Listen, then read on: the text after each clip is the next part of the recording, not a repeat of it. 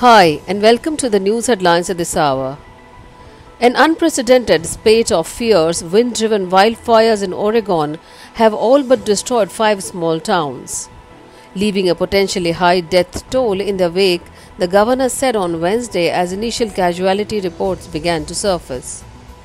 Hundreds of miles away in Northern California, 3 fatalities were confirmed on Wednesday from a lightning sparked conflagration that raged and renewed intensity this week after firefighters had made significant headway containing it. While more than 24 major blazes continued to wreak havoc across wide swaths of California, the neighboring state of Oregon bore the latest brunt of wildfires plaguing much of the western United States over the past week. Winds of up to 50 miles per hour sent flames racing tens of miles within hours, engulfing hundreds of homes, and firefighters fought at least 35 large blazes in Oregon with a collective footprint nearly twice the size of New York City.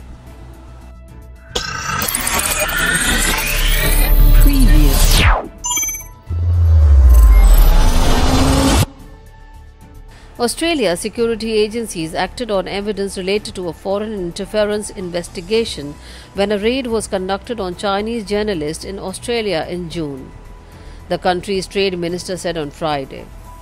The incident, involving 4 Chinese state media journalists, was revealed by China's foreign ministry this week in the wake of 2 Australian journalists departing China after questioning by Chinese police. Relations between Australia and top trading partner China are at low ebb after Beijing was angered by Canberra's call for an investigation into the origins of the coronavirus. Responding with trade reprisals, and Australia toughened national security tests for foreign investments.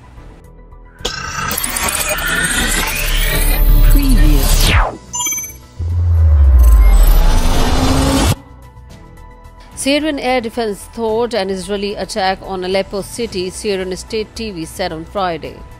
Later, the broadcaster said the army downed several Israeli missiles before they reached their target in the latest attack Syria said was conducted by Israel.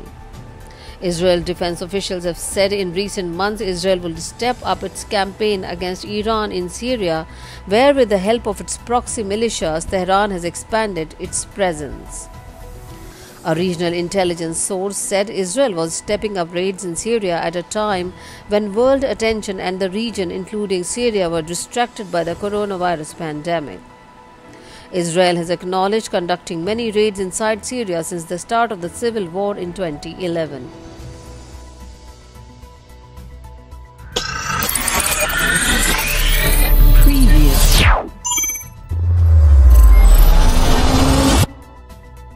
Russia on Wednesday issued a strong protest to Germany over the alleged poisoning of opposition figure Alexei Navalny, denouncing what it said were baseless claims and warning of a major risk of diplomatic ties. The foreign ministry in Moscow said it had summoned German ambassador Geza Andreas von Geyer and protested unfounded accusations and ultimatums against Russia, and the obvious use of situation by Berlin as a pretext to discredit our country. It again urged Berlin to respond to a request from Russian prosecutors for the evidence, including medical data that led Germany to declare that Navalny, one of the President Vladimir Putin's fiercest critics, has been poisoned with nerve agent Novichok.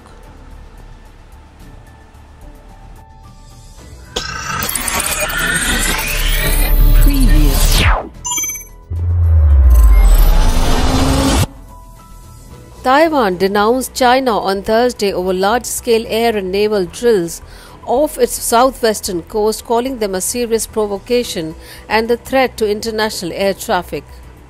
It urged Beijing to rein in its armed forces. China, which claims Democratic Taiwan as its own, has stepped up military exercises near the island in what Taipei views as intimidation to force it to accept Chinese rules. Ye Kui-hui from Taiwan's Defense Ministry's Operations and Planning Department told a hastily arranged news conference that China's intention could not be predicted.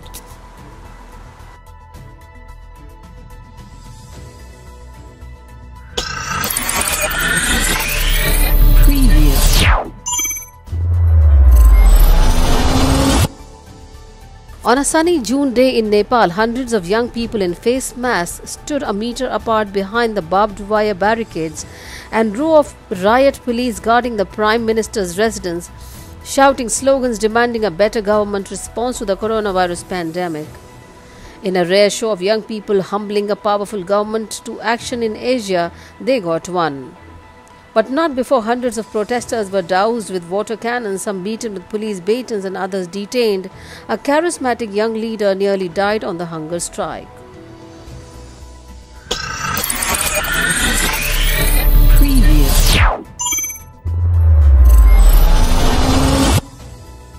The Indian and the Chinese foreign ministers have agreed that their troops should disengage from a tense border standoff, maintaining proper distance and ease tensions in the cold desert Ladakh region, where the two sides in June had a deadliest clash in decades.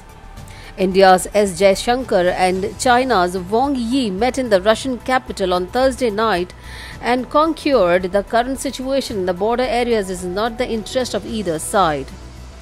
Since last week, the Asian giants have accused one another of sending soldiers into the country's territory and firing boring shots for the first time in 45 years, threatening a full-scale military conflict.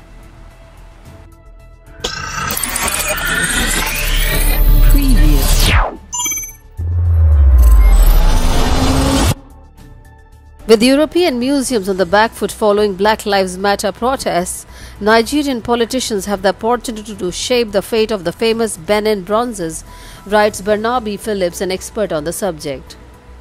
A debate which has been heating up for years and has reached boiling point, many in Africa and elsewhere say the time has come for the return of cultural treasures looted during colonialism.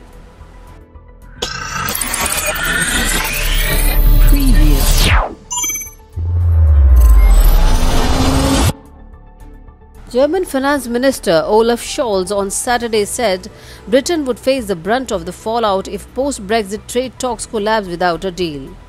Scholz spoke as EU-UK trade talks have descended into acrimony after London's decision to willfully break its divorce treaty with new domestic legislation. Britain left the EU on 31st January and is now negotiating with the EU to agree future trading relations when a transition period ends at the end of the year. This is Jyoti reporting for Our Voice. Previous.